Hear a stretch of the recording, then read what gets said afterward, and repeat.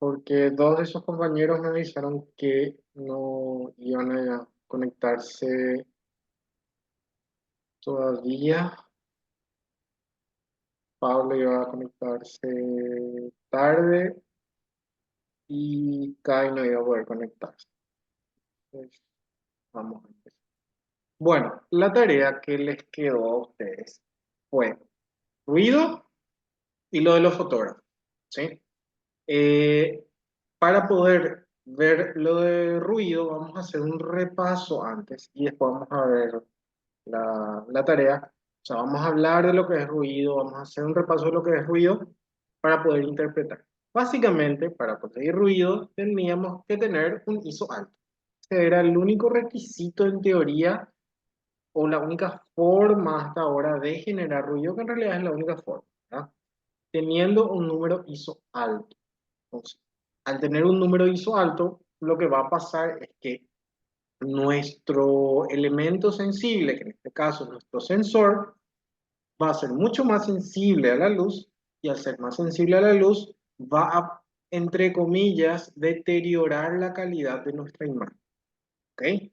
Y al deteriorar la calidad de nuestra imagen, se va a ver con ese nevadito o un poco empastelado dependiendo de cómo se genere ese ruido que tenemos.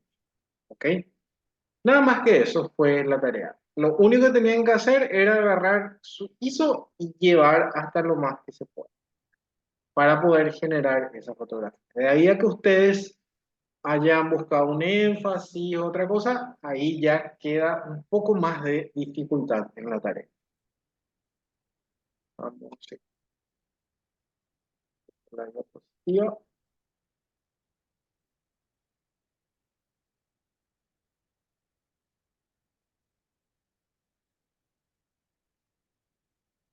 Nosotros habíamos entrado a modo program, ¿se acuerdan, verdad?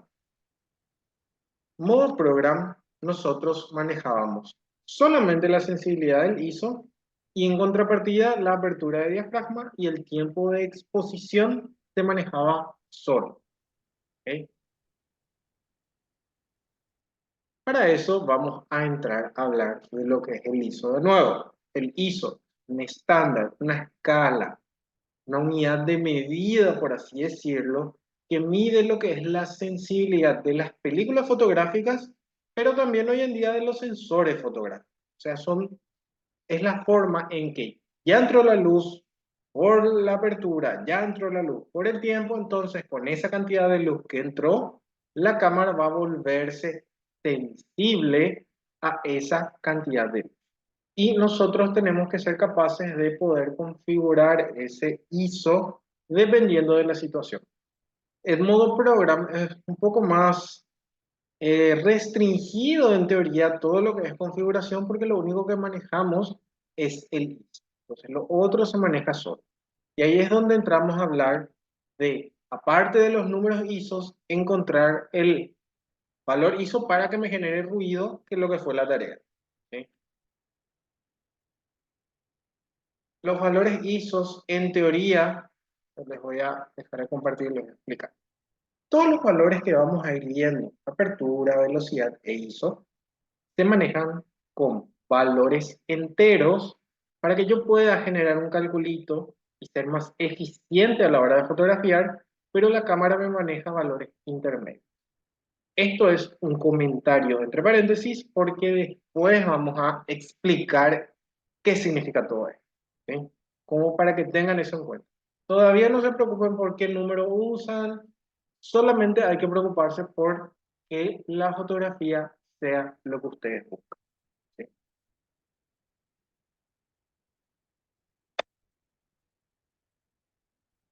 Ruido. Hablamos de ruido, que es lo que estábamos buscando en la tarea, como en el ruido digital, como la aparición aleatoria de rastros. ¿Por qué hablamos de aleatoria? Porque no podemos predecir, no podemos decir en dónde va a aparecer el ruido, en dónde, en qué parte de mi fotografía va a aparecer ese nevado. Es totalmente variable y va a depender de muchos factores que no podemos manejar. Estos rastros que hemos recomendado, puntos, podemos llamarles también, Suelen presentarse en la mayoría de los casos como puntos de tamaños variables, pero también se pueden considerar otros artefactos producidos en la degradación de color, entre otras cosas. Incluso algún tipo de aberración cromática. Teníamos el primer ruido, que vemos acá, el ruido de luminancia, y cómo me doy cuenta. En esta parte, por ejemplo, si comparo con esta parte, no tengo esos puntos que se mezclan entre un azul súper oscuro y un azul súper claro. ¿Sí? Esto que ven acá es muy difícil de corregir en edición. El ruido es prácticamente imposible de corregir en edición, salvo perdiendo la calidad en mi fotografía. Porque habrán visto que cuando se corrige o cuando se llega a corregir el ruido, se edita tanto la fotografía que al editar tanto es como que ya no tenemos texturas. Al editar no podemos diferenciar la textura real de la piel, de mi barba, de mi pelo, de la tela, de la textura del ruido. Entonces, es muy difícil de corregir cualquier tipo de ruido. Sí, si tenemos un ruido muy puntual, muy pasa y no es percibible, es fácil de corregir. Ruido de color. El ruido de color es esto cuando el píxel que está ahí con otro que está al lado tiene otro color que es totalmente diferente a todo lo que está alrededor y es un embrolle y es horrible. Y el ruido de nitidez es cuando perdemos nitidez. Acá vemos cómo se va deteriorando la nitidez en la fotografía y cómo cada elemento va perdiendo su calidad. Es como que se van pastelando, como que los colores se empastelan entre sí.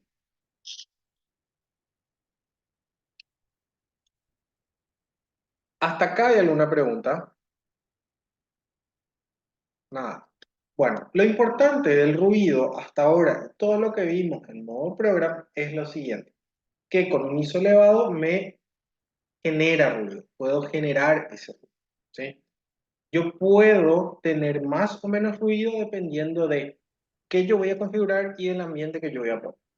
Más adelante vamos a ver otros detalles más importantes con respecto al ruido. Ahora, la pregunta es, ¿tal les fue con la tarea de ruido?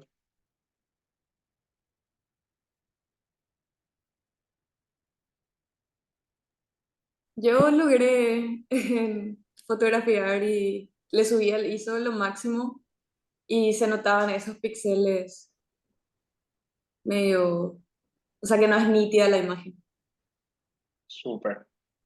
Lo que sí les quiero mostrar es, o sea, les voy a hacer un pasar de las fotografías que descargué y ustedes me van a decir si realmente, ahí se me pone cámara, si realmente es la fotografía con ruido o no. Repito, pues le vamos a dar una cámara. Ahí. Me van a decir si realmente, si no se mezcló con la otra tarea que tenían que hacer.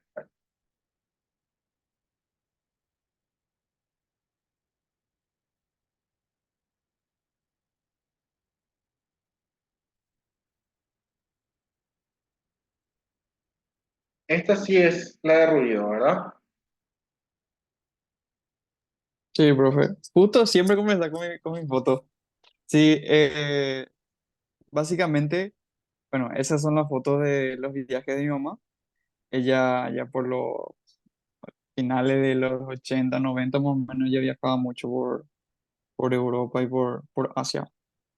Y básicamente lo que yo quería hacer es sacarle foto a esos recuerdos y con el ruido, como que, a ver, ayudar a comunicar eso, el recuerdo, ¿verdad? A intensificar esa idea de recuerdo. Más para complementar en realidad. Y así, básicamente. Y bueno, a mí me inspira mucho. Y por eso también quise hacerle fotos. Una cosa muy importante del ruido, que vamos a explicar de vuelta, ¿verdad? Es que el ruido se va a notar más en donde hay menos luz. O sea, si comparamos. Mm. Esto no significa que está mal la tarea ni nada, ¿verdad? Comparan acá, van a notar una diferencia con esto. Acá se nota un poco más que acá. Donde hay oscuridad, donde hay negros, es donde más se va a realzar ese ruido. ¿Sí? Como para tener en cuenta cuando querramos buscar o cuando no querramos buscar el ruido. ¿Sí? Esta foto, Esa es mía, profe, en realidad es una foto que ya tenía, que ya había hecho justamente en una peatonal, una vez que viajé. Y ese día que salí a hacer fotos a la calle, estaba súper nublado y literal puse el ISO al máximo y justo me acordé al toque cuando cuando vi que es lo del ruido porque esas fueron las fotos que más odié por ahí porque me salieron súper, está súper. súper bien la foto y la verdad que el ruido es muy ínfimo, ¿verdad? Ven cómo A tengo que mí me hacer gusta mucho en la cara puede ser, pero eso no sé. y esa también. Tenés que acercar demasiado, o sea, hay ruido, veo acá que te usaste ISO 1600, ¿verdad? Es muy probable que haya, ¿verdad? Solamente que a veces nosotros ya demasiado, muy exigentes ya somos con nosotros, ¿verdad? Pero la verdad que está Sí. muy buena la foto, ¿no? A mí el ruido que hay no me molesta, ¿verdad? Bueno, esa y la siguiente a mí son dos fotos que me molestó muchísimo. Esa también. Acá sí lo que tenemos probablemente sí es el ruido de color, que se empastela un poquito el color si te das cuenta, en la cara. Pero así tengo que hacer para poder ver, ¿verdad? Es demasiado ínfimo, pero sí, obviamente cumple con la tarea, ¿verdad? Siempre pasa que tenemos que hacer súper zoom en alguna foto para encontrar el ruido. Eh, Súper bien, no sos muy exigente nomás con vos. Somos nuestra peor autocrítica. Así mismo. Esta es de... Esa es mía, profe. En el agua se nota bastante.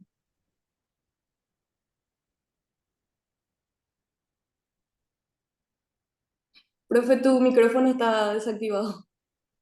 Ah, yo toqué la barrita de arriba para ocultar y ahí se nota un poco más.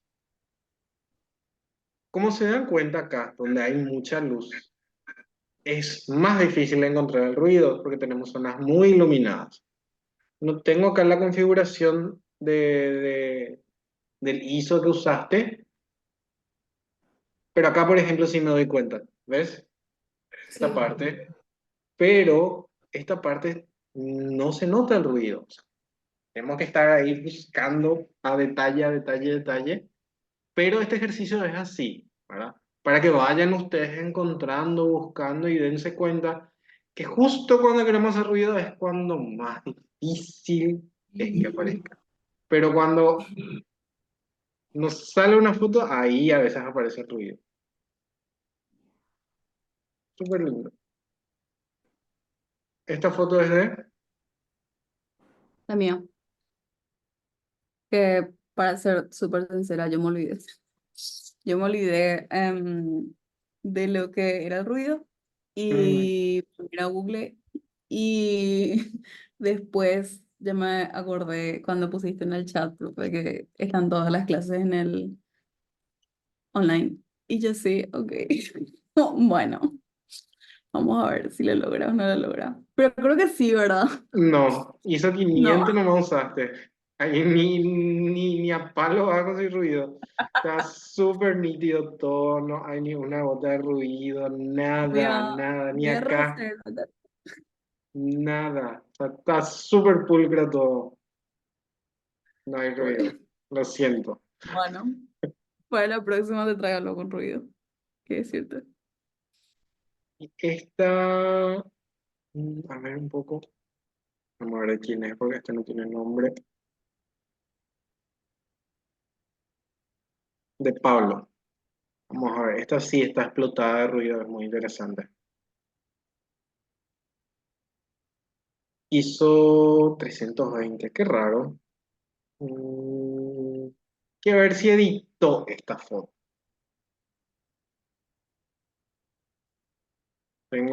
Tendría que ver, porque estos puntos que veo acá, no sé, Pablo, si ves la grabación, son muy perfectos y normalmente el ruido no es tan perfecto. ¿Ok? Entonces vamos a ver, la foto está súper bien, pero me cuesta creer que con una Sony con ISO 320 se consiga ese ruido. Es imposible conseguir ese ruido con esta cámara. O sea, imposible es conseguir realmente ruido con 300 de ISO. Cuando estamos hablando de ISO alto es ya 1600 para arriba, bastante alto, inclusive más. Prueben de llegar, algunas cámaras llegan muchísimo más y se están practicando, prueben de tirar hacia. No importa que salga una foto explotada de ruido, prueben, vean cómo sale. Es muy interesante ir probando, ir jugando con eso. ¿Sí? Profe, yo recuerdo que, bueno, justamente ahora estaba revisando también mi foto, no se ve, pero yo llegué a explotarle a mi cámara. Creo que puse 25.000 por ahí o 65.000, dos fotos llegué a hacer así, porque legalmente no se veía tanto y tenía que explotarle demasiado. Es Hasta ahí que- por ahí llegué. y a veces es Sí, difícil encontrar. Ahora tenemos que buscar un lugar donde haya capaz no tanta luz menos para que la luz. oscuridad me Mm. ayude, un montón de detalles.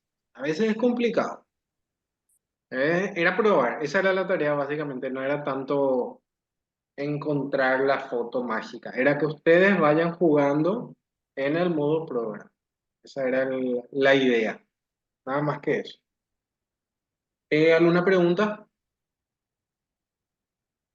Ok, ahora vamos con la otra tarea, que esto sí espero que nos lleve más tiempo, que hayan investigado y que vengan a hablar de lo que leyeron. ¿Listo? Mostrándole y me dicen si es de ustedes. ¿Y qué fotógrafo les tocó? O si, sí, esta foto es de nadie presente.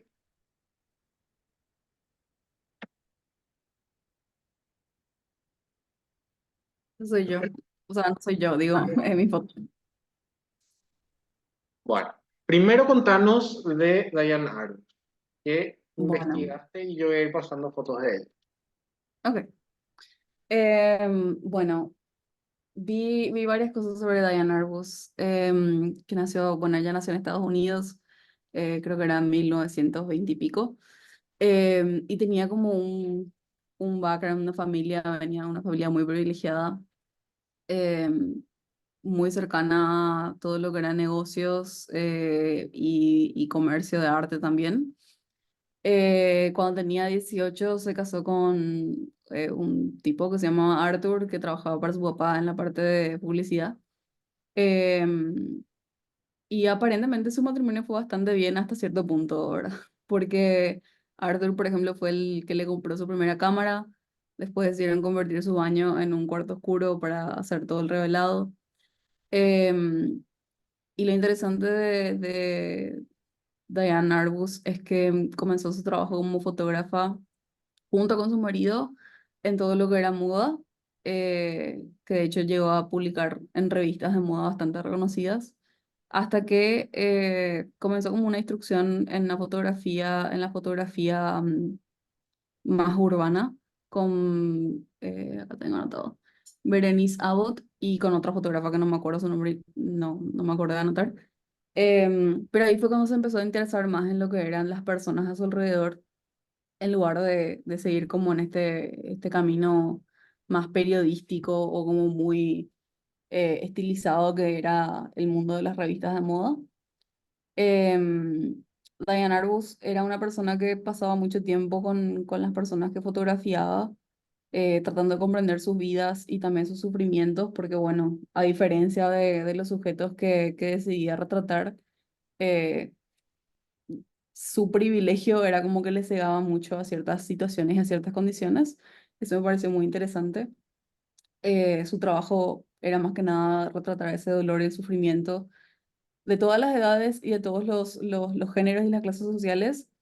Y era como que su estilo y la forma que tenía de retratar a estas personas era transversal, entonces como que equiparaba todas esas diferencias y apelaba más que nada a poder fotografiar a personas marginalizadas o que venían de comunidades marginalizadas en situaciones complejas y que siempre quedaban por fuera de todo lo que se consideraba bello en esa época, que eran los 60.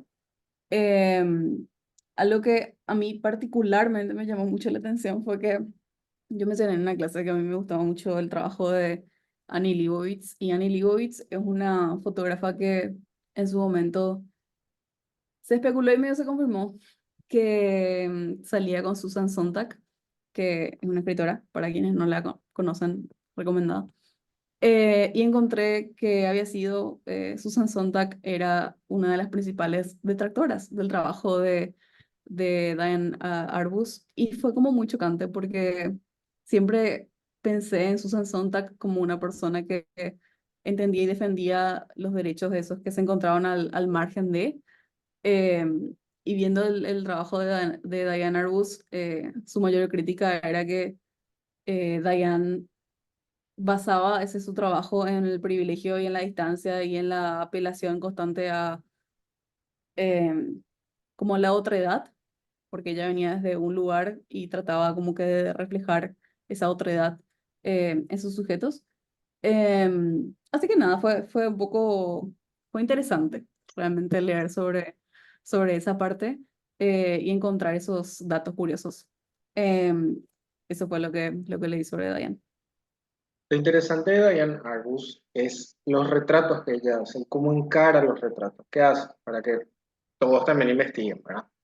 Porque ella, si bien hay muchos retratos que probablemente hizo al azar, encontró a un niño, le hizo una foto, en otras situaciones ella conecta con la persona para buscar comunicar algo de esa persona en el exterior, desde una situación marginal que estaba, porque normalmente en la mayoría de las fotografías que van a encontrar de ella hay personas en situación marginal, que marginal no significa mal, pero en cierta forma, que están malas personas, sino que estas personas están en una situación en que el mundo les mira de una forma errada probablemente, ¿verdad? Son gente totalmente normales, pero hay muchas fotos de circos, muchas fotos de trans, y muchas fotos, hay una foto justamente, les encuentro, de un señor que padecía gigantismo, que está acá con sus padres.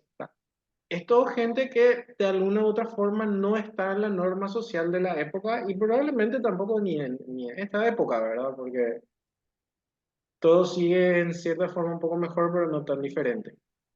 Y hay fotos así que buscan romper ese estereotipo de lo que se llamaba en esa época belleza.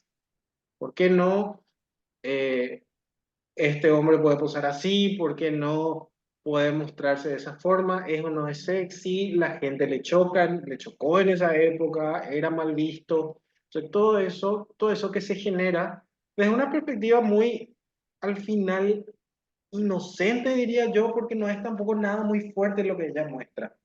Al final, si uno analiza, son fotos totalmente inocentes dentro de todo, ¿verdad? No busca tampoco generar una imagen cruda de una sociedad y que te repele o te hace sentir mal, sino que es, al final, una foto totalmente inocente y naif, ¿verdad? Que no es tampoco dentro de la inocencia, digamos, de mostrar algo, todo lo que puede generar detrás, ¿verdad? Eso es muy interesante en su trabajo, ¿verdad? Y con respecto a tu foto, explicar. Em, bueno, yo fui al centro y traté de hacerle una foto a un cuidacoche. y el cuidacoche me quería cobrar 100.000. Entonces, correctamente vine a mi casa y le dije a mi mamá, ¿te puedes sentar ahí afuera con mi perro? Em, Porque bueno, básicamente mi mamá se operó, tuvo cáncer hace 3 años, cáncer de pecho, se operó se hizo eh, bueno, no me Ginecomastia. acuerdo. Exactamente, ginecomastia, y decidió no ponerse la silicona, ¿verdad? Entonces es muy común para mi madre que se den la vuelta hacia mirarle como que, Dios mío, esa señora tiene un solo pecho. Em, y para mí personalmente es un acto de valentía, ¿verdad? Porque en un mundo donde todavía se sigue normalizando tanto tener que cumplir con ciertos estándares de belleza o de lo que se considera normal, ella decidió no añadirse a ese concepto. Em, y bueno, esa es la historia básicamente. Entonces le saqué la foto a ella, me pidió salir con el perrito tapando, pero bueno, esa es la foto. Mira, hablando fotográficamente está muy bien la foto, pero hubiera sido interesante que se note ese detalle, por todo el hecho que estás contando y de que hay que mostrar, ¿verdad? Porque es una parte de ella ahora, hoy en día, ¿verdad? Entonces hubiera sido interesante ver eso e iba a aportar un peso más a la fotografía. Y que Argelo de Cuidacoche. 100.000 ya es muchísimo. Muchísimo, me quería tapar. Muy, muy linda la foto y muy simpático que los dos están mirando hacia un mismo lado, como si fuera que algo está pasando. Eso es muy simpático. Me acordé igual de vos, profe, porque yo sé que la primera clase por ahí dijiste que no se le saca la foto a los sujetos con los ojos mirando tipo hacia el otro lado, tipo siempre tratar de enfocar hacia las pupilas, pero ¿puedo compartir mi pantalla un ratito? Ah, no puedo. A ver si puedo darte.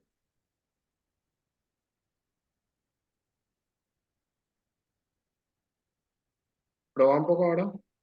A ver, ahí está. Encontré esta foto de Diana Arbus y me ha recordado mucho como que esa misma mirada hacia ese mismo lugar, que a mí un poco, no está tan mal tampoco. Así que bueno, eso. Claro, eso que les había comentado es una regla estándar que se recomienda para hacer fotos, ¿verdad? Eh, Nosotros podemos agarrar y podemos decir que piló y podemos hacer lo que querramos, ¿verdad? Pero es buscando lo que vos hiciste, ¿verdad? Porque justamente pensaste en eso, trataste de acercarte a eso y se ve interesante, ¿verdad? No es una foto para probablemente vender una marca porque no es lo que estaba buscando, pero súper bien, súper bien. Mira, la siguiente foto, ¿sabes de? Esa es mía, profe. ¿Quién te tocó? A mí me tocó el fotógrafo Steve McCurry. No sé cómo se pronuncia su apellido. McCurry. Ese fotógrafo. Bueno, primero hablo del fotógrafo y después hablo de la fotógrafa, profe. Sí, que Bueno, estuviste viendo. bueno, Steve McCurry es un fotógrafo americano famoso por uno de sus retratos, La niña afgana, que, bueno, ahí justamente está, eh, que fue publicado por la revista National Geographic en 1985 y hago destaque a la fecha porque me impresiona mucho la calidad de las imágenes ya en esa época, o sea, se fabricaban ya en esa época cámaras con muy buena imagen, ¿verdad? Muy buena calidad. Él nació el 24 de febrero de 1950 en Filadelfia. Llegó a ser fotógrafo periodista. Él fue fotógrafo de muchas disciplinas, ponele, ¿verdad? De la fotografía. Fotógrafo periodista, documentalista, de viaje, editorial y comercial. También llegó a destacarse como fotógrafo documental, ¿verdad? Que ese es básicamente su principal trabajo, por lo que más se destacó, básicamente. También llegó a seguir la carrera cinematográfica. Después de eso, tengo mi ayuda de memoria también acá. Se fue, ¿cómo es? Se vio, se envolvió, ¿verdad? En polémica, chisme fotográfico. Eh, en 2016 se publica un artículo, eh, a ver cómo se llama, una foto demasiado perfecta, en la que un crítico del New York Times denuncia a Steve McCurry como fraude. Más tarde, un fotógrafo italiano descubre en en una exposición, en una foto de Cuba, que un poste, o ¿cómo se llama? Señal de tránsito, una parte estaba movido del lugar y ahí se vio, ¿verdad? Que se usa Photoshop por sus fotografías. Y como siendo él un fotógrafo periodista, que en este caso los fotógrafos periodistas tienen que retratar lo que es la realidad, no se puede modificar nada. Y justo se nota que sí se llegó a usar Photoshop, lo cual hizo con que bueno, se polemizó mucho, ¿verdad? Y también llevó a que otros fotógrafos busquen más fotos para ver si es que había más rastros del uso del Photoshop en su fotografía. Y bueno, resultó que sí. Y eso hizo con que entonces McCurry, no sé pronunciar su nombre, No su importa. apellido. Bueno, y bueno, entonces hizo con que elimine todas sus fotos de su web y todo eso. Es un fotógrafo que sigue vivo, es como una celebridad por ahí. Y inclusive llegó a excusarse y como es, le tiró la culpa también a su equipo. Porque según lo que yo ve, lo que yo investigué, ¿verdad? Que este tipo eh, de fotógrafos tienen ya su equipo, ¿verdad? Fotógrafos grandes, tienen ya un equipo de editores, ¿verdad? Y le echó la culpa a ellos. Y eso hizo con que sea más polémico otra vez toda esa historia. Y bueno, básicamente eso es lo que yo investigué de él. A pesar de eso, él siguió haciendo fotos y bueno, no por eso mermó la calidad de sus fotos, pero sí estuvo feo eso, esa polémica. Y así, Ok. y bueno, después tratando de inspirarme en su fotografía, llegué a hacerla. Ay, mi cámara no está prendida. Espera aquí, prendo mi cámara. Bueno, eh, mi mamá y yo nos fuimos al centro para hacer, al centro acá de Ciudad del Este, nos fuimos a buscar gente justamente así en situación de calle. Y la verdad que, cómo se dice? Me llega mucho a mí la situación en la que estas personas viven y más todavía los pueblos indígenas porque son nuestra gente básicamente, nosotros son nuestra descendencia o nosotros somos su descendiente. En fin, lo que sí que, eh, no sé, me toca mucho porque nosotros somos los que permitimos que esta gente esté así en las calles. Creo que nosotros deberíamos de hacer un poco más por esta gente. Entonces yo quise retratar la situación que vive esta gente en las calles y también, qué sé yo, retratar básicamente que a pesar de esa situación, ellos pueden todavía, qué sé yo, dar un poco una sonrisa Y bueno, básicamente ese fue mi... eh, y yo no me decidí con qué foto quedarme. eh, y agarré estas dos, básicamente. Y eso. Bien. También las dos fotos, buenos retratos. Ya, yo me traumé con el blanco y negro. Me encanta ahora. También, súper bien. El blanco y negro sí yo les recomiendo, pero un poquito para usar cuando sean capaces de editar bien, ¿sí? O sea, se ve bien, pero también hay ciertas cosas que vamos a ir hablando durante las clases, porque para hacer blanco y negro también tenemos que pensar en blanco y negro.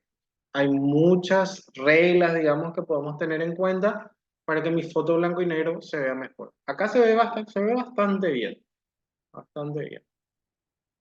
Y con respecto a Steve McCurry, sí, si bien hay mucha polémica con respecto a su trabajo, ¿verdad? Él, de todas formas, hay cosas que dijo con respecto a cómo trabaja que me parece muy interesante recalcar y poner en práctica, aunque esté en la duda de que sea así o no su trabajo. Él dice que busca y espera en un lugar donde él sabe que va a suceder algo. O sea que hay que tener paciencia para poder hacer ciertas fotografías. Eso es muy importante para el fotógrafo, ejercer y practicar la paciencia. No nos sale una foto, esperar o volver e ir haciendo varias hasta conseguir lo que queremos. ¿Sí? Es muy difícil hacer de una fotografía y lo recomendable es tener paciencia, esperar. Él decía que a veces esperaba horas en una situación para poder hacer una fotografía específica, ¿sí? Entonces es muy importante eso que nosotros mismos podamos tener, ejercer, practicar. El esperar que suceda eso para poder hacer la fotografía. A veces sale rápido, sí, a veces sale rápido, pero hay otras veces que tenemos que esperar. Súper bien, súper bien la foto. ¿Esta foto de quién es? Esa es mía, profe. ¿Quién te tocó? Vivian Meyer. Meyer. Que ya le conocemos. Sí. En realidad, justamente, de verdad me sentí súper identificada con ella porque hace mucha fotografía callejera y también sus fotos son muchas en el espejo. Y justamente tengo de ese mismo día varias fotos en distintos espejos. Tengo una que es gigantesca, pero no sé por qué elegí esta, en realidad la otra era mucho mejor. Pero bueno. Y ella básicamente es eso, son fotografías callejeras y ya conocemos todo de ella, la última clase que sacaba fotos de Nueva York y fue justamente muy conocida por sacar al natural a la gente, o sea, eran fotos súper reales en situaciones así, no sé, niños jugando o haciendo mudanzas o cosas así súper cotidianas. Y yo la verdad que estoy tratando mucho de hacer fotografía callejera. Acá no intenté tanto, o sea, te estuve viendo afuera un tiempo y ahí fue donde más exploté porque era obviamente mucho más fácil y más seguro salir por la calle a fotografiar extraños. Eh, pero eso, Vivian Mer, y la verdad que me encantaron sus fotos, todas sus fotos son muy increíbles.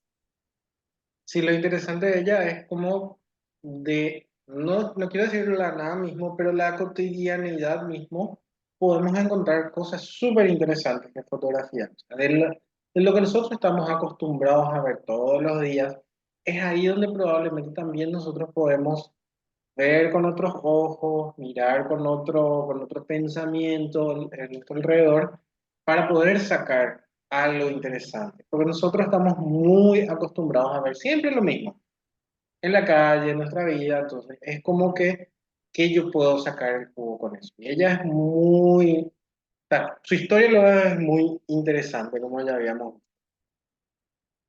Muy bien. Esta, Esa es mía, profe. ¿quién te tocó?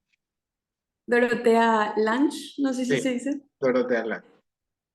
Em, Bueno, ella es una fotógrafa estadounidense y su trabajo se enfocó luego de la Gran Depresión, que fue una crisis económica en los Estados Unidos en la década de los años 30, y ella lo que retrataba era la otra cara de la moneda del sueño americano, esa marginalidad que había. Y ella como activista lo que buscaba con sus fotos era que el gobierno le asista a estas personas, familias, granjeros que estaban en esta situación de marginalidad, digamos. Y fue una fotógrafa que evolucionó en lo que es el photojournalist, y sus fotos se volvieron un símbolo de lo que fue esa Gran Depresión. Y eso, y una frase que leí de ella que me gustó mucho era que decía que una cámara te enseña a cómo ver el mundo sin una cámara. Y Lo interesante, esa foto de la mamá, Migrant Mother, algo así, esa es la más famosa, esa sí, sí, la madre migrante. lo interesante de ella es hacer una analogía de el fotoperiodismo, de mostrar lo que no está en los ojos de todos. Eso es lo que llama mucho la atención de su trabajo y de todos los que hacen fotoperiodismo. Que nosotros estando en un lugar específico del mundo, no estamos pudiendo ver qué pasa afuera.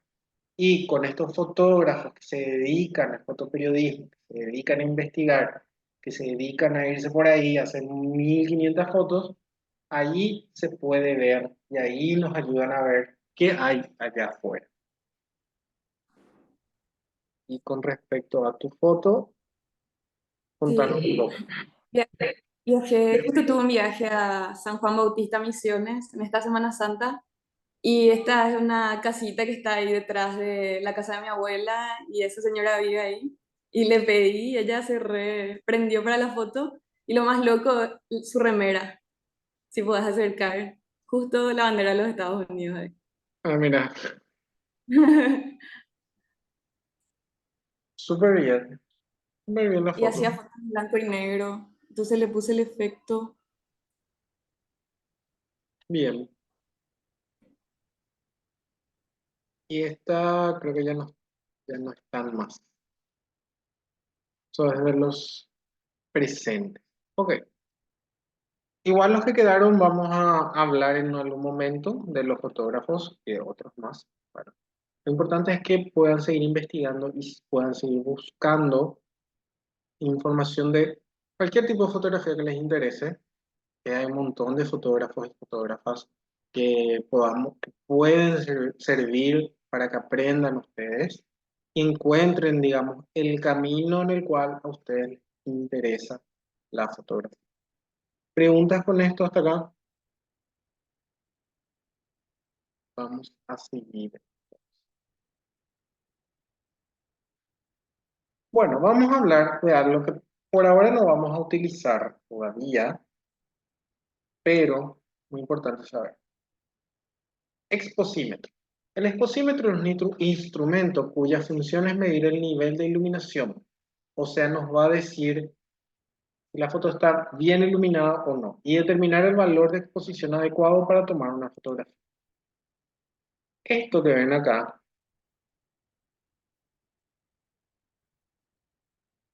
es el exposímetro. ¿Sí?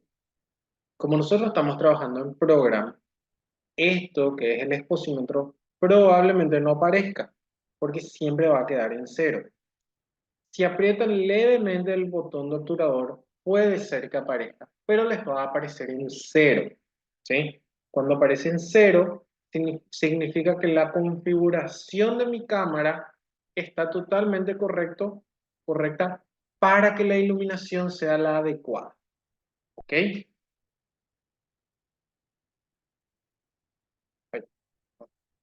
se me fue, ahí.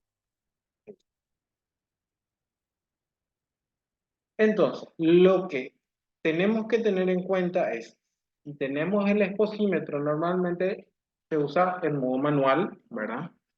Y después en los modos semiautomáticos también puede ser que necesitemos, pero por ahora no va a aparecer es que esté en cero, ¿sí? En el caso de que mi exposímetro me marque acá en +2, va a significar que tenemos 2 puntos de más de luz. ¿Qué significa? Que estamos sobreexponiendo la foto, que va a salir demasiado iluminada nuestra foto.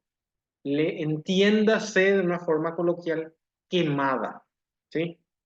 Una foto en la cual tenemos sobreexposición, vamos a tener una foto quemada, ¿sí? ¿Y cómo se soluciona esto? Configurando todo lo que hablamos de apertura, velocidad e ISO cuando estemos hablando en modo manual, ¿sí?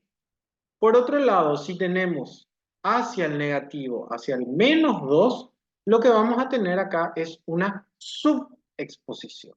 Acá tenemos sobreexposición y acá tenemos subexposición. ¿Qué significa subexposición? Que nos falta luz. En este caso nos falta 2 puntos más de luz para poder tener una fotografía correctamente expuesta, ¿sí? Entonces el exposímetro es una herramienta por la cual yo voy a poder saber si mi escenario, cual voy a tener para fotografiar, está con una configuración correcta en cero para poder tomarse esa fotografía. En caso de que no, ahí yo voy a entrar a modificar los otros valores si voy a estar trabajando en modo manual, ¿sí? Al estar al negativo, como les dije, vamos a tener una subexposición, ¿sí? O sea, una foto oscura. Va a faltar iluminación, se va a ver todo mucho más oscuro. Si estamos hacia el positivo, vamos a tener una sobreexposición, o sea, una foto quemada, ¿sí? Entonces, hacia el negativo y hacia el positivo. Lo recomendable es que siempre esté en cero o en el medio para tener una exposición correcta.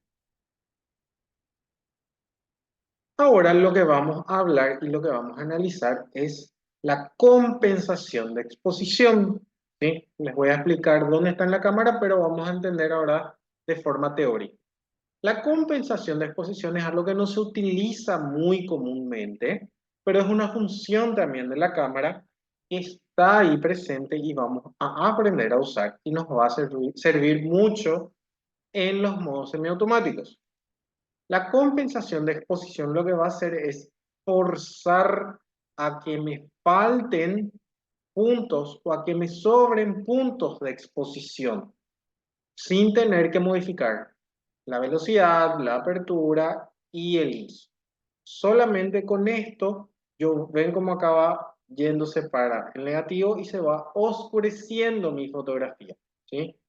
Voy teniendo menos puntos de exposición y para el otro lado voy teniendo más puntos de exposición.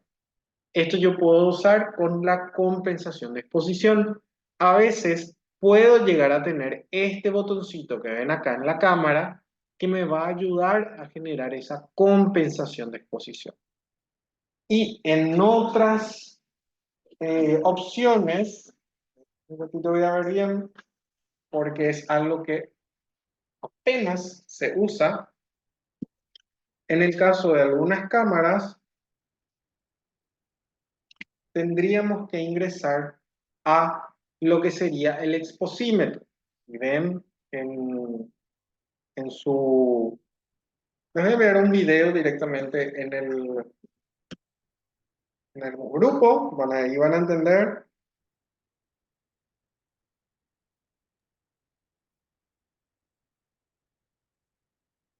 Que básicamente sería entrar en lo que sería la compensación de exposición y llevar más para un lado o para el otro. Yo con ese disquito me voy para el positivo y con el otro puedo irme hacia el negativo. Y con eso yo voy a poder tomar fotografías más oscuras o más claras dependiendo de lo que sea. Creo que todos luego tienen Canon, casi, creo que nadie tiene Nikon. O sea, esa configuración, vos tenés Nikon, Rosa, probablemente vos tengas el botón de compensación de exposición Yo tengo, en tu profe, cámara. yo tengo Nikon. ¿Cómo? Yo también tengo Nikon. También, y probablemente ustedes sí tengan el botón de compensación de exposición, que es mucho Profe, más fácil. el Ahí, mío, por ejemplo, aparece, sí, pero abajo, ay, espera, salí. Me aparece, dice AEB, dispara automáticamente con diferentes exposiciones. O sea, esto no me deja moverlo directamente. con, Con este de acá, con las direcciones que tenés acá, no podés llevar hacia el positivo o hacia el negativo. no. Pruebo con las flechitas, no. Y después acá también está el cosito este. Y no me deja. ¿Qué modelo es tu cámara? Rebel T7. Y está en programa. Está en manual. En programa, probar primero. Probar nomás en programa.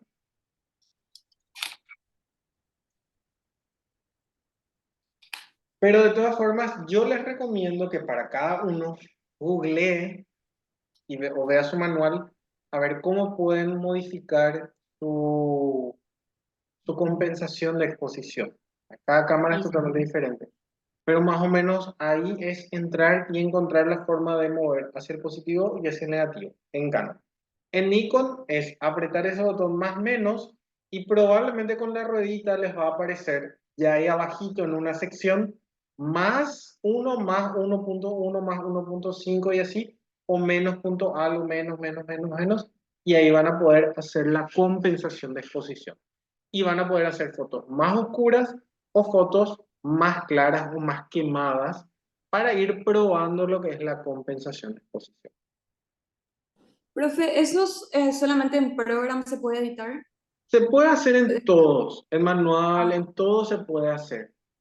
Pero sinceramente, hablando, yo está en el programa porque está en la cámara, porque es una opción, pero sinceramente más adelante se van a dar cuenta que es totalmente al pedo esa función, porque ustedes si quieren una foto más iluminada, lo que van a hacer es abrir más el diafragma o dar más tiempo de exposición, aumentar su ISO y van a ir jugando con eso.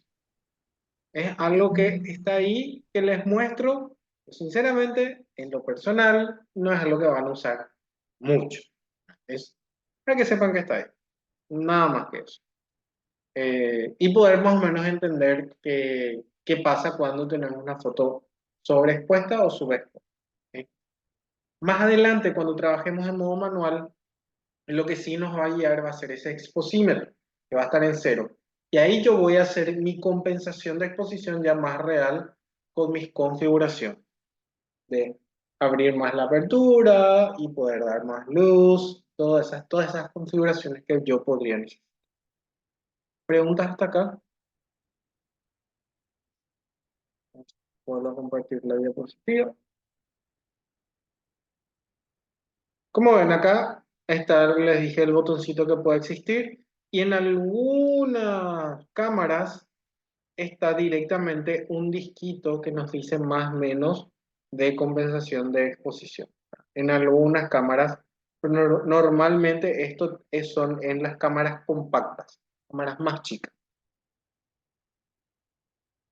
Y acá como ven, en cero tenemos una exposición correcta y luego vamos teniendo más 1 más luz, más 2 más luz, menos 1 menos luz y así sucesivamente.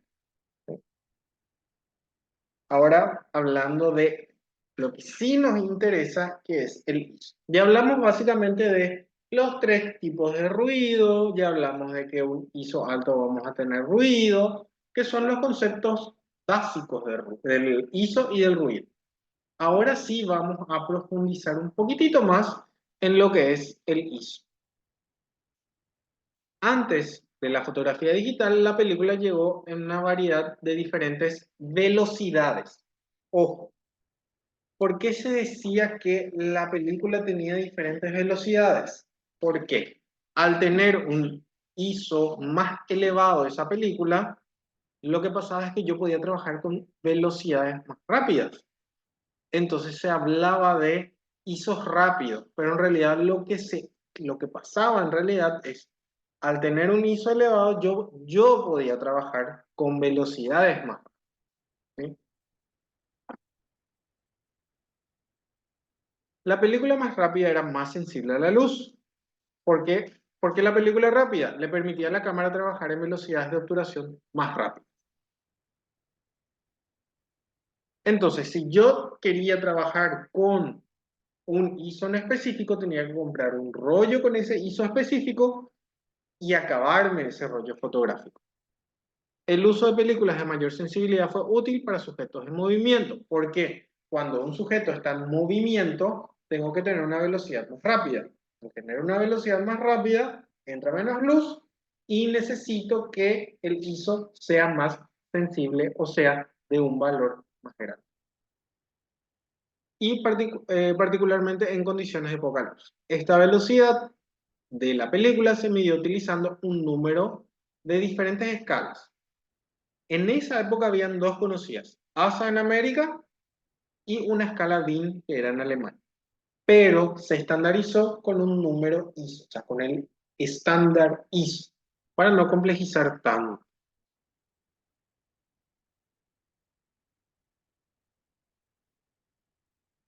La ventaja de la fotografía digital a la película es que el ISO se puede modificar individualmente. O sea, saco una foto, no me gusta, subo el ISO, no me gusta y voy subiendo el ISO. Lo que habrán hecho con la tarea para empezar a practicar. Hicieron una foto, después hicieron otra, después hicieron otra y fueron subiendo el ISO hasta encontrar lo que ustedes querían. Esto hace que el ISO sea una poderosa herramienta para el fotógrafo, ya que le ayuda a obtener fotos nítidas o no siempre, como la tarea, que no era buscar fotos nítidas, sino todo lo contrario, en una variedad de condiciones de iluminación. Porque yo les dije y les vuelvo a recalcar, cuando configuro mi cámara, yo puedo configurar la cantidad de luz que entra por la apertura, el tiempo por el cual va a entrar esa cantidad de luz, y hasta ahí es la luz. Lo que me queda en el ISO es lo sensible que va a ser esa cámara, esa cantidad de luz que ya entró por ese tiempo que va a entrar. ISO es el número de la Organización Internacional de Normalización, un cuerpo que crea miles de normas acordadas para una amplia gama de productos, procedimientos y prácticas. Por eso es ruido en la fotografía. El ruido digital son unos pequeños granos muy intensos que se forman en la zona de la imagen, como vieron en el ejemplo, como vieron en las tareas. Muchas veces en las zonas oscuras, lo que les dije, cuando más oscuridad yo tengo, más ruido yo voy a notar, ¿sí? Los factores que contribuyen a que esto suceda son el tamaño del sensor, mayor sensor, menor ruido, un valor de ISO alto, tiempo de exposición bastante largo debido a las imperfecciones del sensor. Ojo con eso. Voy a compartir. En el caso que yo haga una larga exposición y mi sensor sea viejo, esté deteriorado, tenga ya sus años, lo que va a pasar es que se van a notar más esos errores o eso dañado en mi sensor, ¿sí? Cuando yo tengo largo tiempo de exposición. ¿Hasta acá hay alguna pregunta? Ok.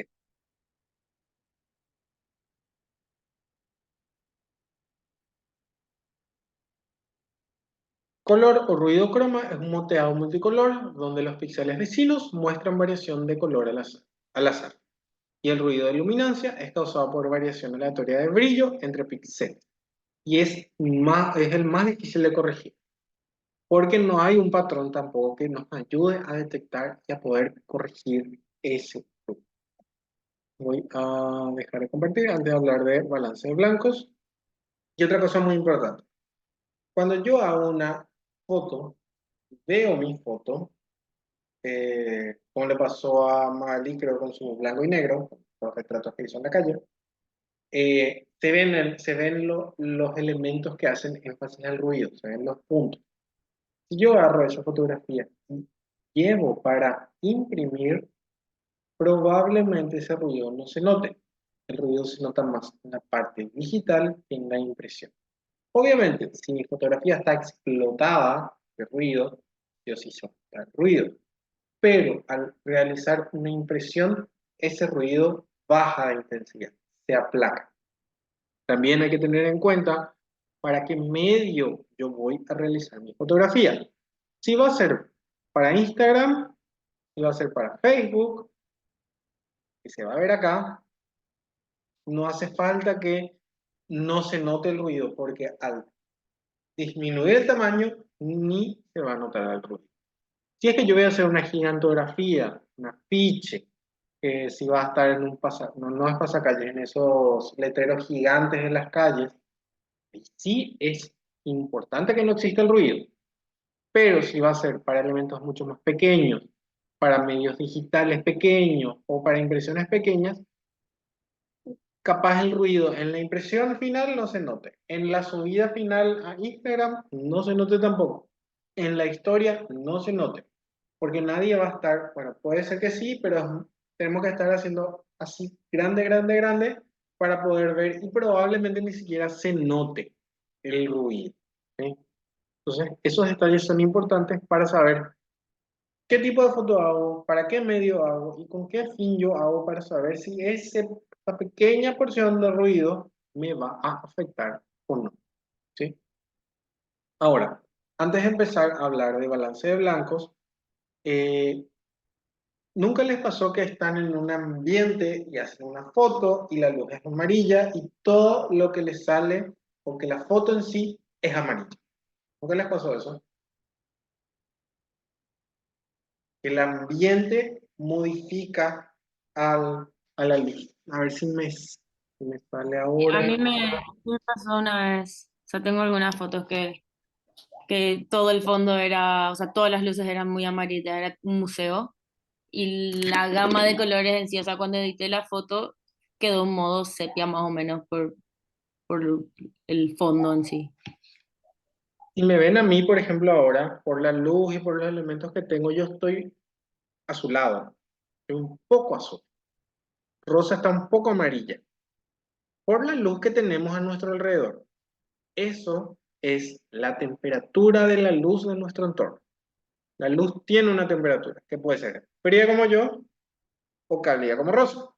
Entonces, nosotros lo que siempre buscamos en una fotografía es que el color sea lo más real posible. No queremos que esa luz tiña, como le pasó a Mali que parecía sepia, que era amarilla la foto, ¿verdad? Si bien estamos en un lugar y hacemos una foto, vaya y pasa. Pero si estamos buscando generar una foto correcta, corregir el balance de blancos es muy importante. Y para ello yo tengo que entender mi entorno, tengo que ser capaz de ver si mi luz es muy amarilla, si mi luz es muy fría y me da tonos azules, y poder corregir eso con algo que se llama balance de luz. Son dos conceptos. Un concepto es la temperatura de la luz de mi entorno, ¿sí? Que puede tener una temperatura dada, y yo esa temperatura corrijo en mi cámara con mi balance de blancos, ¿sí? Y el balance de blancos yo le voy a decir a mi cámara, mira que la luz de mi entorno es fría, está azulada, entonces corregime un poquito esto. La luz de mi entorno es cálida, es amarilla, es rojiza, corregime un poco eso. Entonces yo voy a tener una gama de opciones para poder corregir la temperatura de la luz del entorno.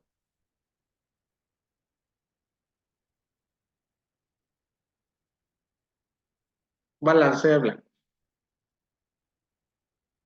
Como ven acá, en el ejemplo, tenemos incandescente, fluorescente, luz directa, flash, nublado y shade era sombra, ¿sí? Entonces tenemos estas opciones de los colores que pueden generar esos tipos de luces, ¿sí? Entonces, lo que nosotros nos queda es básicamente tratar de corregir lo mejor que podemos esos tipos de luz. Pero para entender esto hay que saber, la luz blanca es la sumatoria de varios colores lumínicos. ¿Sí?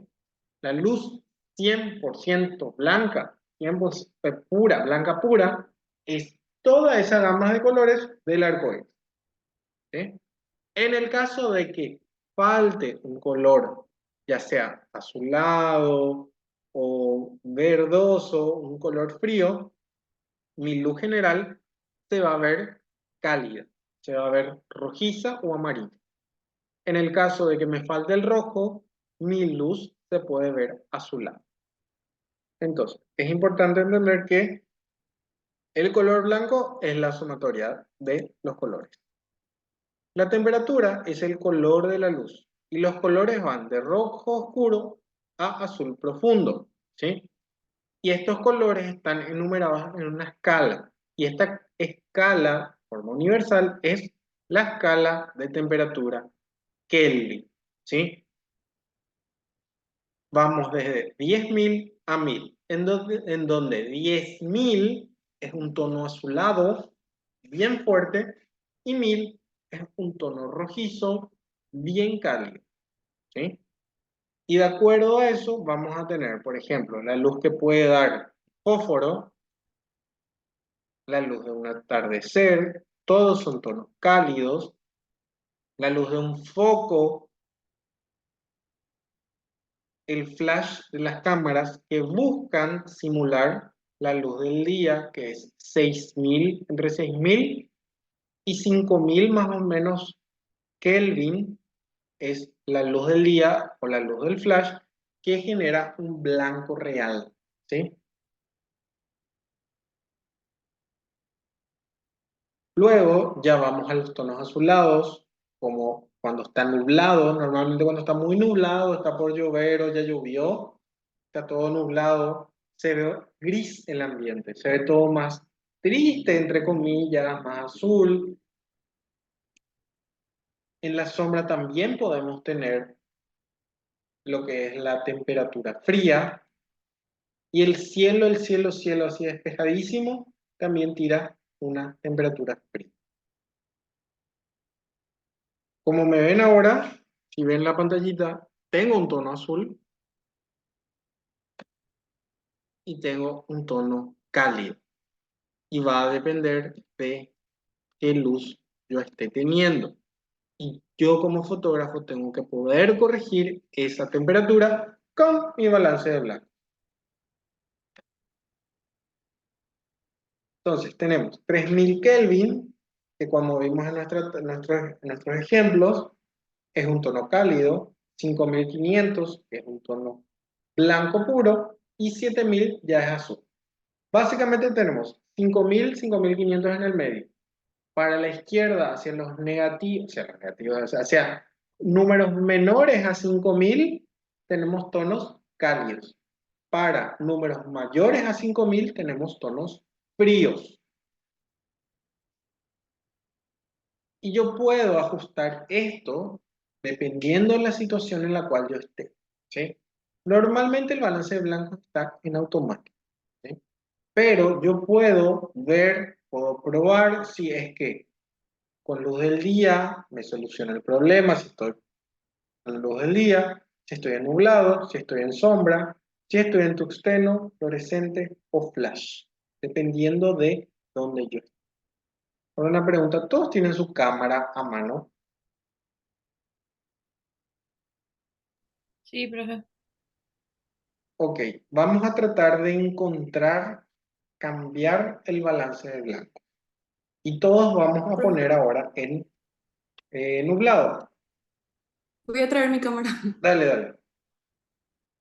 Para cambiar el balance de blancos, les voy a mostrar, les voy a compartir.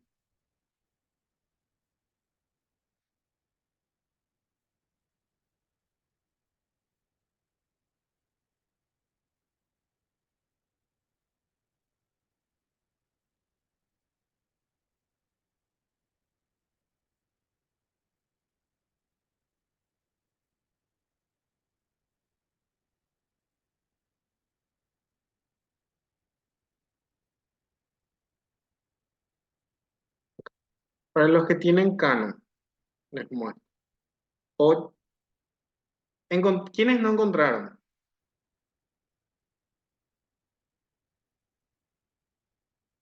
Profe, ¿puedes repetir, por favor? No, no dije nada todavía realmente. Quiero Ah, saber quiénes estuvieron jugando y encontraron ya el balance de blanco. Encontró Natalia, que no tiene luz, pobre. A ver, Nikon, pantalla.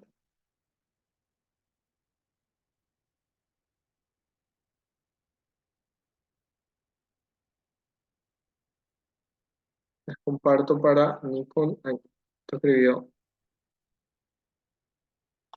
Bueno, voy a ver el de Nikon para mostrarle y después hago el de Canon.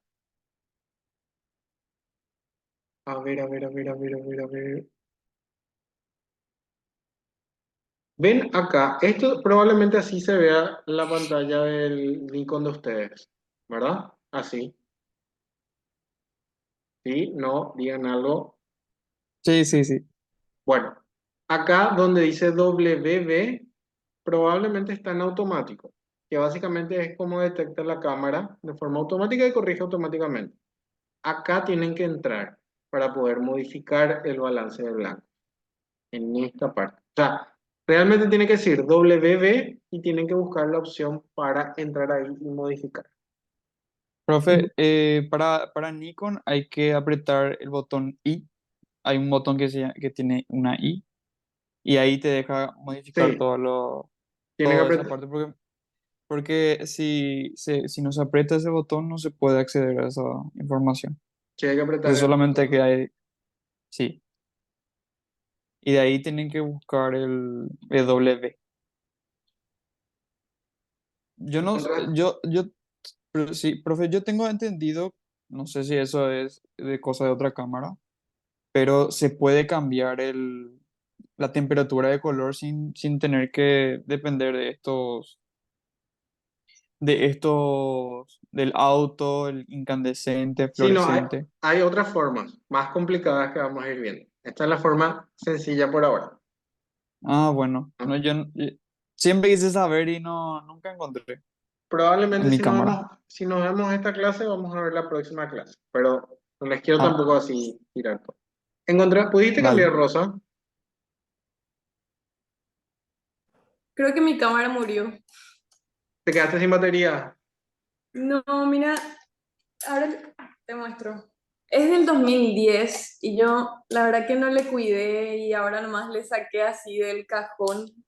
Más o menos, mira, prendo y así se quedó, con el relojito ahí. Qué raro. Sí, y mira, esta luz prendida acá. Y ahí. Tiene que irse a A, mantenimiento. a Sí, mí me suele pasar eso, pero cuando yo hago eh, muchas fotos al mismo tiempo y se queda ahí cargando la tarjeta, ya. pero no sé yo por qué Y al mira, prenderlo ya te aparece. apagué y se quedó la luz prendida. Qué Quitarle la raro. batería. Probar de quitarle la Sí, sí, batería, volver a ponerle y si es que ahí no se prende, mantenimiento. Llegó su hora. No, no, no creo que haya muerto, pero y eso es Pero para, ay, perdón. ¿Cada cuánto más o menos a una cámara se le hace el mantenimiento? depende mucho de cómo le usas. Lo recomendable es siempre un año y medio, ahí funcionó. Ok. Cada un año y medio. Si usas mucho, sí, un año. Como vi, Rosa, tu pantalla es totalmente diferente. ¿Qué modelo es? ¿Nikon qué es? De 3100. A Sí. ver, a ver, a ver.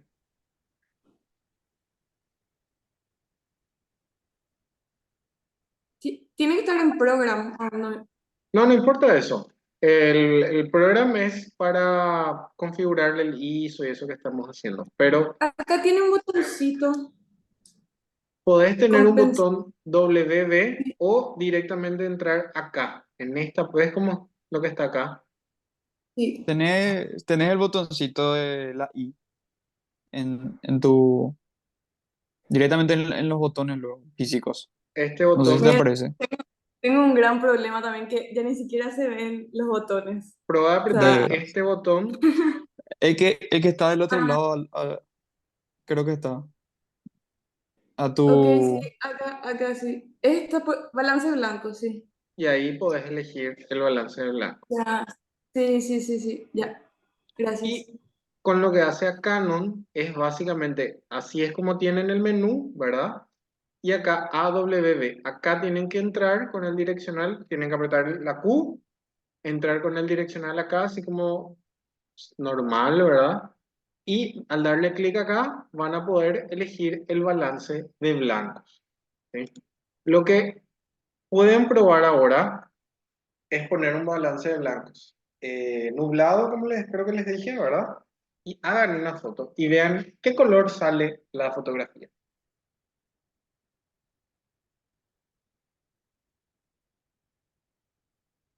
Profe, Sí, decime. yo voy a necesitar que me digas de vuelta todo porque no se veía un entre la luz de mi teléfono y el quilombo o no.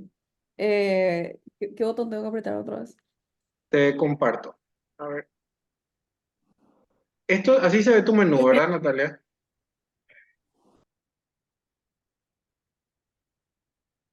Sí. Acá tenés que tener AWB o si no un solcito o si no algo de los que les mostré tiene que estar acá. Ok. Y al entrar ahí te lista todos los balances de blancos que tiene la cámara.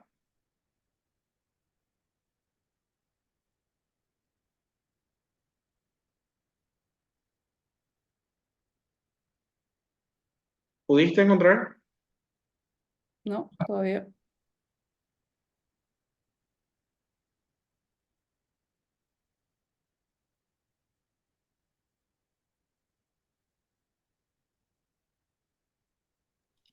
Salen amarillas, ¿verdad, profe? Van a salir amarillas. Vamos a ver. Sí. A ver. Pero sí, salen amarillas. ¿No estás encontrando el AW o no estás pudiendo direccionar ahí? No estoy pudiendo seleccionar el ave. Veo acá, pero no logro seleccionar. Y no tenés un botón que diga Q o es touch. Sí. Apretá ¿Es touch tu pantallita o no? Sí, sí, sí, sí. Ahora ya. Ya Con pudiste el entrar. Q pude, sí.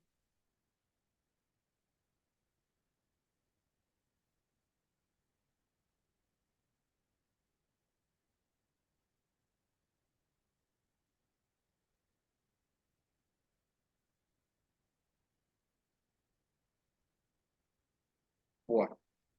Y podés elegir cualquiera de los. Sí, con el. Ah, No, no bueno. se ve. No, Ah, porque bueno. ahí es. Pero sí, sí, sí se puede, se puede. Ok. Bueno, ¿qué pasa? Cuando decimos que le pusimos nublado a la cámara, estábamos diciendo a nuestra cámara que teníamos un ambiente frío, porque dijimos que el nublado era frío. Entonces lo que hace la cámara es poner como un filtro cálido para compensar ese frío. Y ni a palos ustedes están en un ambiente frío por lo que veo, casi todos tienen una luz amarillita, ¿verdad? O inclusive blanca. Entonces lo que va a pasar es que se va a ver amarillo todo. Estamos poniendo un balance de blancos incorrecto para ver lo que pasa, ¿sí? Entonces, cada vez que tengan una situación específica, vean de modificar el balance de blancos de acuerdo a la situación en la cual están trabajando.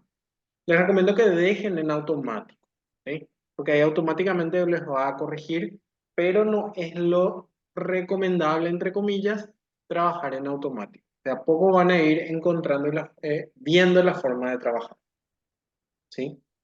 Un poquito. Profe, el balance de blanco se puede editar, o sea, cambiar en cualquier modo también, en todos los Sí, modos. no, no, lo que nosotros estamos viendo de modo programa manual y todo eso es la cantidad de luz que entra en la cámara. El balance de blanco ya es una configuración, digamos, aparte. Ah, No ok, tiene nada que ver con el modo program ni el modo, o sea, se puede hacer en todos los modos. ya, ya. En automático lo que a veces no deja modificar, cuando es el automático así para tontos, no te deja el AutoCAD. Pero después ya en todos los modos semiautomáticos sí ya se puede modificar y se puede elegir el balance de blancos que ustedes están buscando. Lo que hace es corregir, busca corregir con filtros la situación actual o es para que salga correctamente la fotografía.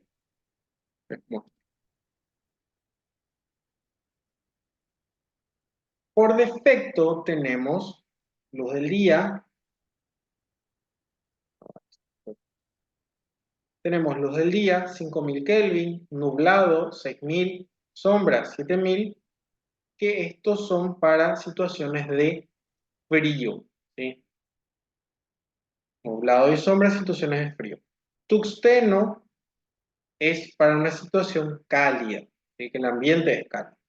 Fluorescente y flash. Como ven, agrega un filtro. Si trabajamos con luz del día o flash, la cámara no va a agregar ningún filtro, no va a compensar nada. Cuando hablamos de luz del día, hablamos luz del mediodía más o menos, que es una luz blanca. No la luz del atardecer, que es dorada y rojiza, ni tampoco la luz de la noche, ¿verdad? Luz del día, del mediodía.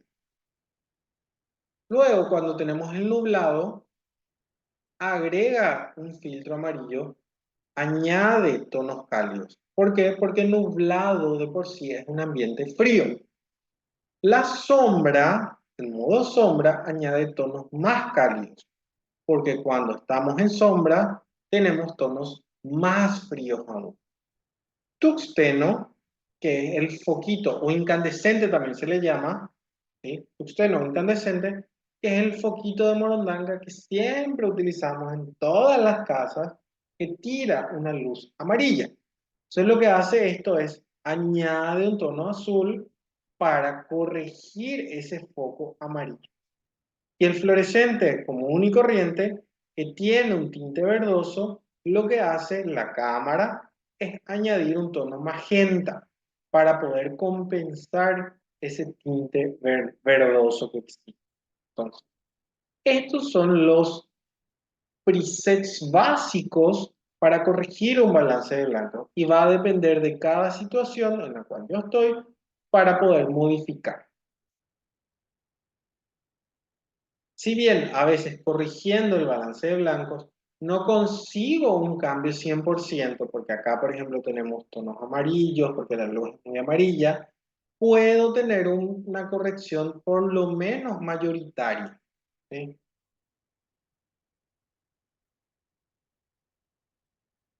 Acá apenas se nota, pero si ven esta parte, acá está un poco más azulado que acá.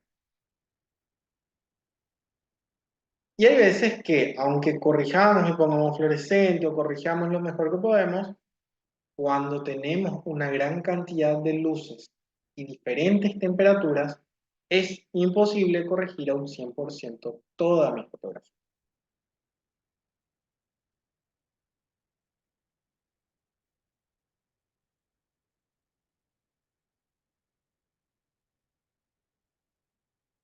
Esto es lo peor que le pueden hacer a una novia, teñirle de amarillo su vestido. Siempre corrigiendo su ropa.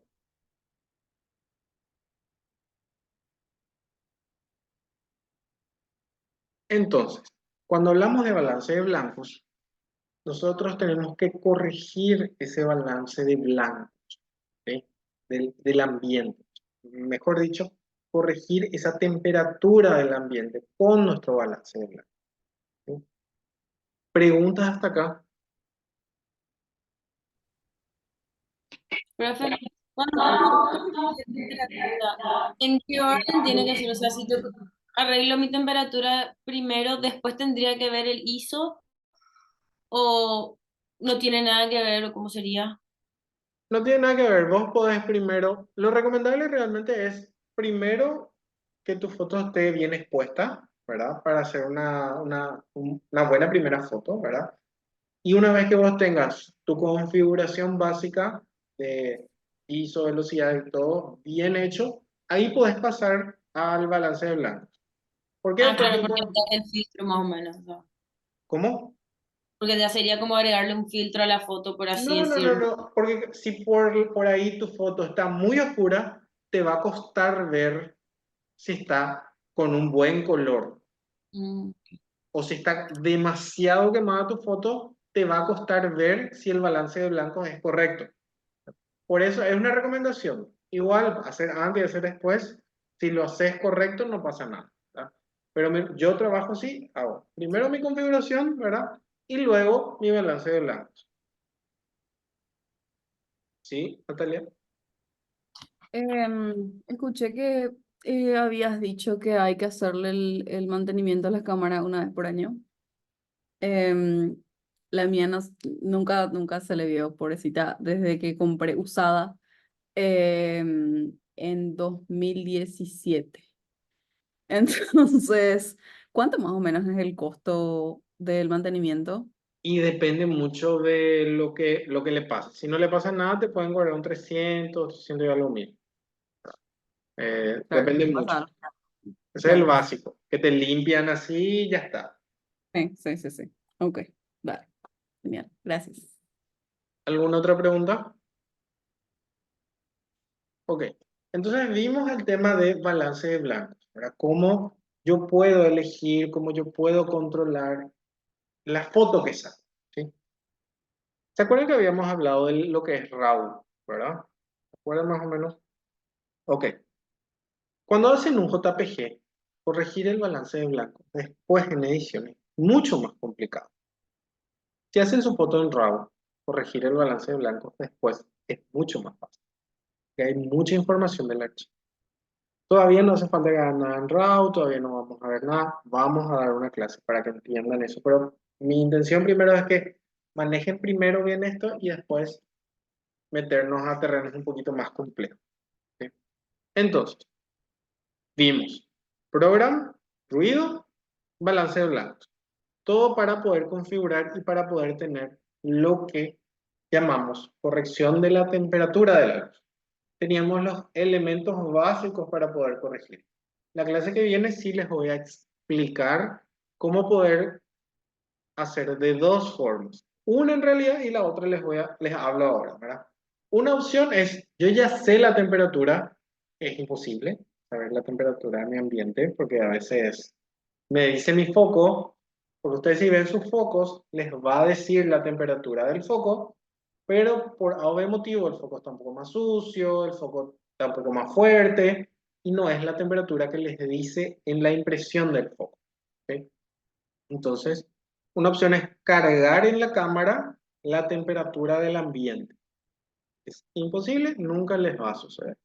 Otra opción es usar una foto ejemplo. Una foto ejemplo con algo que se llama, que yo no soy tan fan de esto que se llama tarjeta gris, ¿verdad?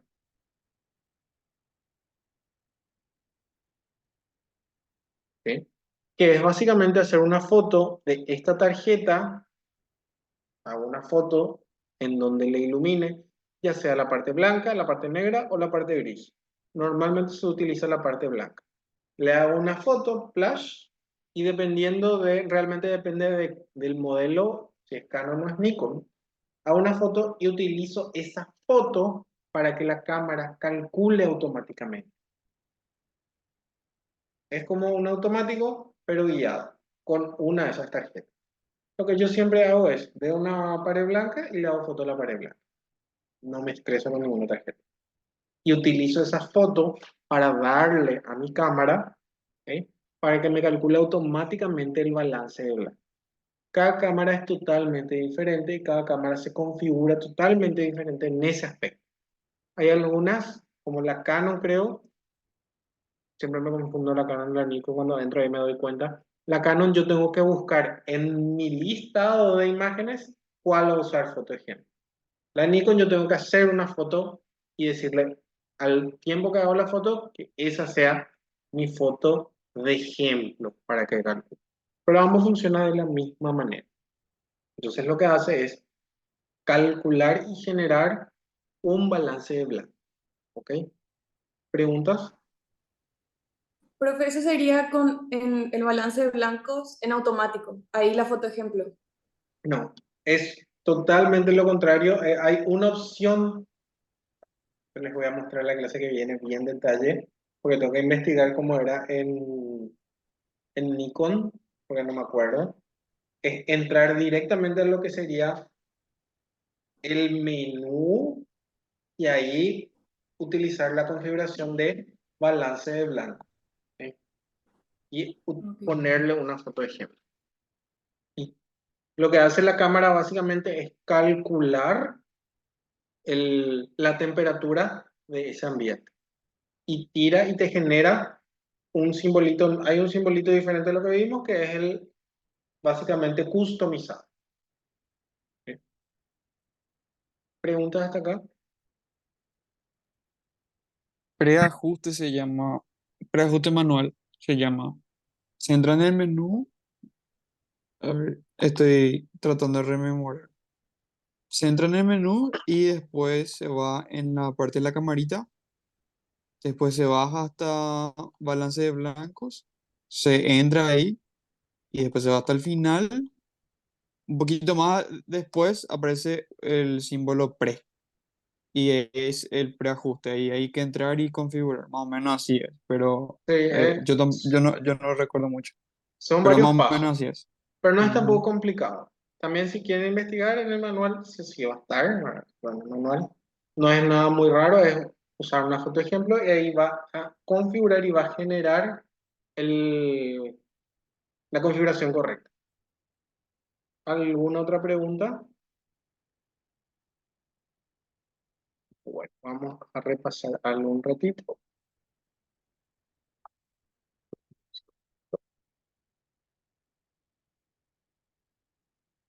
No lo que quería rememorar.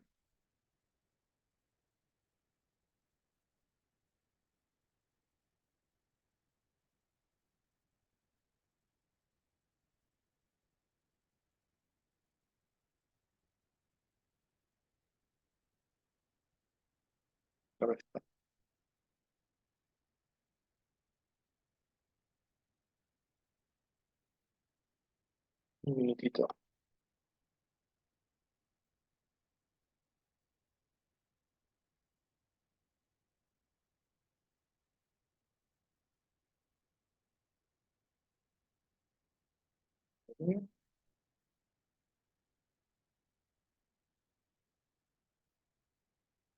Bueno, hasta ahora lo que nosotros estábamos trabajando es nada más que con el sensor.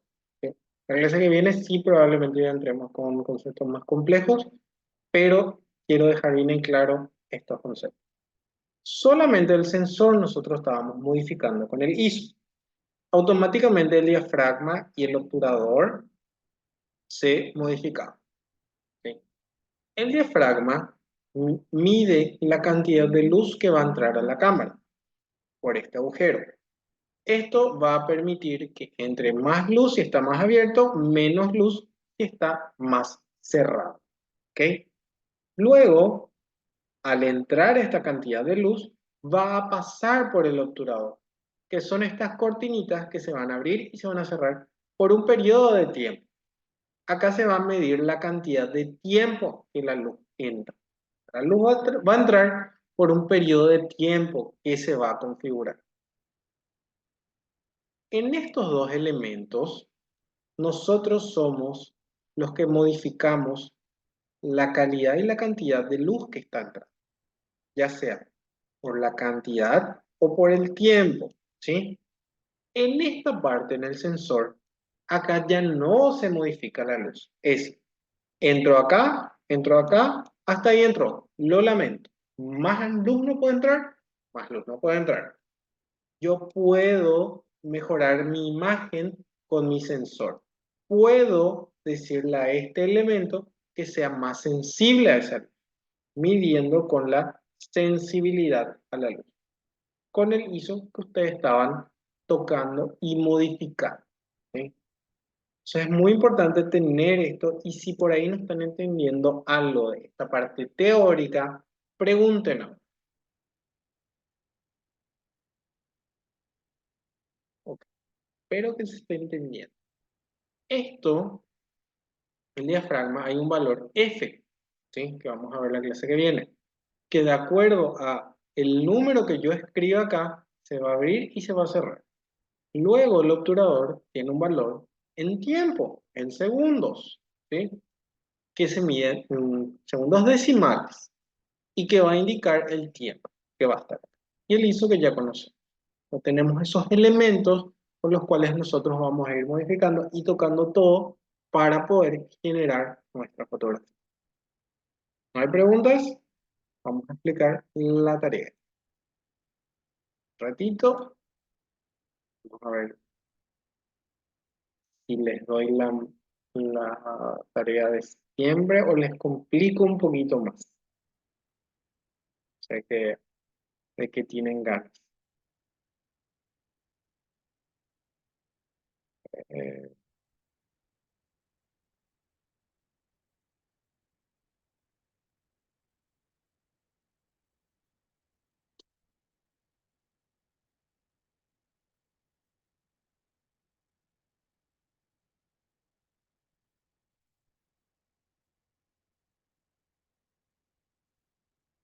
bueno, vamos a hacer varias fotografías.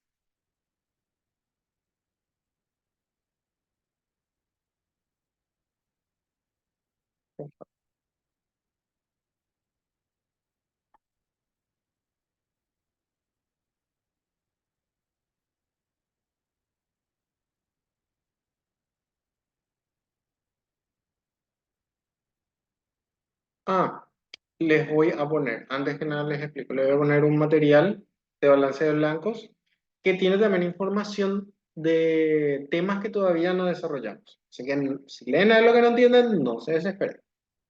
¿Qué vamos a hacer? Vamos a realizar una, voy a escribir ya porque tengo miedo de olvidarme.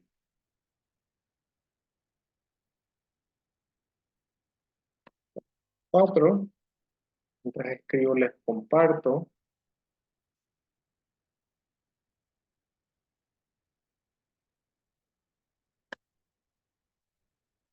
una fotografía eh, en exterior, en balance de blancos tungsteno. O sea, poquito, ¿sí? Obviamente ahí les va a salir mal la foto. O sea, no es que les va a salir mal. Tungsteno. Les va a salir mal el balance de blancos. ¿Ok? Una fotografía con el balance de blancos correcto. ¿Sí? Parece fácil. No se usa en automático. Traten de buscar el balance de blancos que están ahí para poder hacer la foto.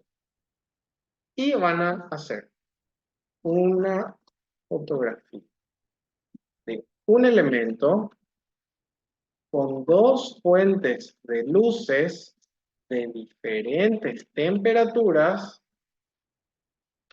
corrigiendo solo una de ellas.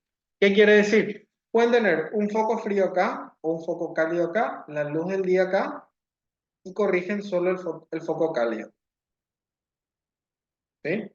¿Qué va a pasar? Esto no se va a corregir, se va a corregir solo esto y va a verse un poco rari la foto. Esa es la idea de estos ejercicios. Pregunta, pregunta nomás, Natalia. Em, los primeros, las primeras dos fotos tienen que ser del mismo lugar, el mismo No, momento, todo. no, no, no, Ah, ok. no. Pueden hacer de lo que quieran, en diferentes momentos, diferentes. Hoy hago una foto, mañana hago otra y así. Ok, No es genial. totalmente libre. ¿Puedes Y explicar de nuevo el tercero, por fin? sí, voy a dejar de compartir y Sí, Una repite. fotografía con dos fuentes de luz, ¿sí? Supongamos que acá tengo una ventana que me viene la luz del sol, la luz del mediodía, la luz blanca, ¿sí? Me viene acá. Y acá ustedes pueden poner ¿cómo es? Una lámpara con una luz amarilla. Voy a tener una luz blanca y voy a tener una luz amarilla. Estamos bien hasta ahí, ¿verdad? Sí. Bueno, y ahí van a elegir ustedes cuál de esas dos luces van a corregir, si la luz amarilla o la luz blanca. ¿Qué van a hacer? Bueno, decidieron corregir la luz amarilla, van a agarrar su cámara, van a buscar tungsteno y van a hacer la foto de esa situación. Ay, se me apagó la cámara. Entonces, van a tener la luz acá, otra luz acá y corrigen solamente una. La foto, obviamente, donde no corrigieron, o sea, la foto en sí va a verse rara porque una de las luces no corrigieron. ¿Se entiende? Creo que sí. Vamos a hacer la tarea. Básicamente es para que entiendan que cuando tienen dos fuentes de luces diferentes, de temperaturas diferentes, no se puede corregir. Es casi imposible corregir. Sí se puede corregir en edición después. Mucho más complicado. Es casi así una locura, dependiendo de cómo está la luz. Pero cuando tenemos dos fuentes de luces con diferentes temperaturas, es muy complejo corregir. ¿Sí? Profe, yo recuerdo que una vez hice una foto hacia un espacio y, ¿cómo es? Era la entrada era una recepción y la recepción tenía un color de luz que era blanco y al fondo se veía un otro pasillo en el que estaba una luz más blanca. Y al ponerla, al hacer con la cámara, al sacar foto con la cámara, eh, me, me expuso bien, o sea, me puso bien el color en la recepción y la luz del pasillo se quedó de otro color. O sea que se podría usar también así, sacar fotos de dos espacios y prender las luces. Yo me hago la idea. Claro, eso también se puede. Es más difícil de explicar, ¿verdad? Lo que acabas de decir, pero se puede, ¿verdad? La idea es practicar con dos tipos de luces y ver qué sale, ¿verdad? Y también si hacen un retrato o cosas así, también es muy interesante ver qué les sale. Para que vayan jugando también con las luces, las temperaturas, lo que quieran hacer. ¿Sí? ¿Se entendió todo? Bueno, por hoy les libero. Son libres, descansen y hagan la tarea. ¿Está bien? Cualquier Súper. cosa, Dale, pregunten. profe. Nos vemos, chicos. Chao. Chao, Chao, chao. chao.